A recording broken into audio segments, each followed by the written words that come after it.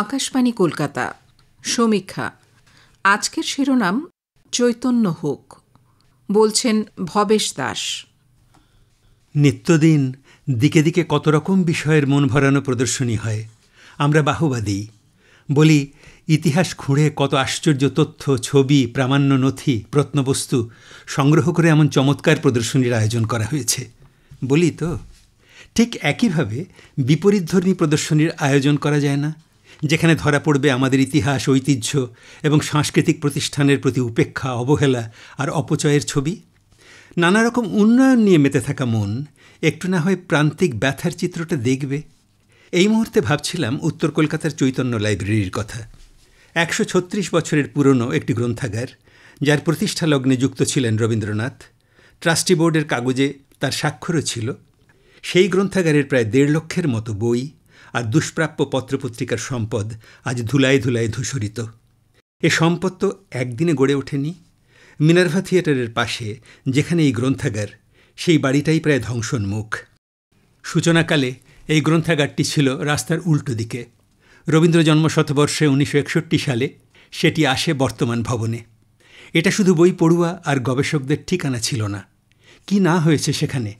আলোচনা, বিশিষ্টজনের বক্তৃতা, ছোটোখাটো নানা সাংস্কৃতিক অনুষ্ঠান, ছাত্রদের নিয়ে সাহিত্য বিষয়ে অনেক রকম প্রতিযোগিতা, এমনকি নিকটস্থ বস্তিবাসীদের শিক্ষাদানের কর্মসূচি চলেছে বহুদিন। সেখানে বসে বই পড়া, বাড়িতে বই নিয়ে যাওয়ার ব্যাপার তো ছিলই। এই গ্রন্থাগারে দুর্লভ দুষ্প্রাপ্য বই আর শতাব্দী প্রাচীন পত্রপত্রিকার দুর্দশা দেখলে মন খারাপ হয়ে যায়, আত্মধিক্কারে স্তব্ধ হয়ে থাকতে হয়। চৈতন্য লাইব্রেরির এই দুর্দশা নিয়ে চৈতন্য হবে কার? কার ভিতরে আসতে হবে সেই চেতনা সবার আগে? বিপন্ন এই গ্রন্থাগার ও ভগ্নপ্রায় বাড়ি রক্ষা করতে বিপুল অর্থের প্রয়োজন। তার যোগান দিতে পারবেন কে? রাজনৈতিক প্রতাপ সরিয়ে নিঃশর্ত দায় নিয়ে এগিয়ে আসবেন কে? করুণা নয়, ইতিহাস এবং ঐতিহ্যের সম্মানে দায় মনে করে কে হতে পারেন নিঃস্বার্থ মুক্ত মনের সক্ষম ত্রাতা? শুনতে পাই রাজ্যে কত স্কুল নাকি উঠে যাচ্ছে। বাংলা মাধ্যমে পড়াতে চান না ছেলে মেয়েদের অভিভাবকরা। কিন্তু এই রকম একটা প্রাচীন গ্রন্থাগারের মধ্যে কত হাজার স্কুল তো ঢুকে আছে, তা কি ভাবছি আমরা?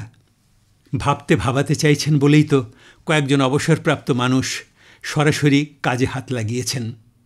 এর একজন হলেন উত্তরপাড়া জয়কৃষ্ণ লাইব্রেরির প্রাক্তন গ্রন্থাগারিক স্বাগতা দাস মুখোপাধ্যায়।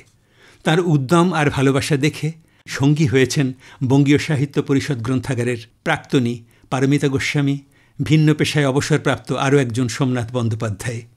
ওই ধূলিধূসরিত বইয়ের স্তূপের মধ্যে বসে তারা নতুন করে বইয়ের তালিকা করছেন।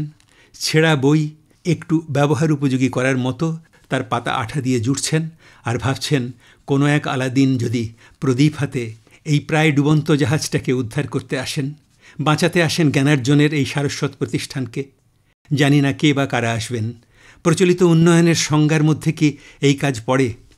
বইয়ের প্রতি যত্নশীল এই স্বেচ্ছাসেবী প্রেমিকদের একটাই কথা, বইয়ের গায়ে অবহেলার ধুলো জমা দেখতে ভালো লাগে না আমাদের। রবীন্দ্রনাথ কি বলেননি, এক একটা বই জ্ঞানের সমুদ্র? আমরা যথাসাধ্য করছি এবং এর শুরুটা জানি, শেষটা জানি না।